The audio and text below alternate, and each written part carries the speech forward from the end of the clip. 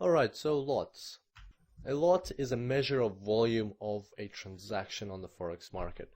One lot equals to 100,000 units of base currency. 0.1 lot equals to 10,000 units of base currency. 0.01 lot equals to 1,000 units of base currency. Also, 0.1 lot is called the mini lot, and 0.01 lot is called the micro lot. So let's have a look at an example. For instance, you want to trade the euros dollar and you want to conduct a buy transaction with the volume of one lot.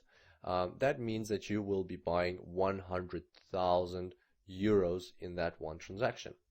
The ask price with your broker is currently 1.23228, and that means that in order to buy one lot of euro US dollar, you need 123,228 American dollars on your account.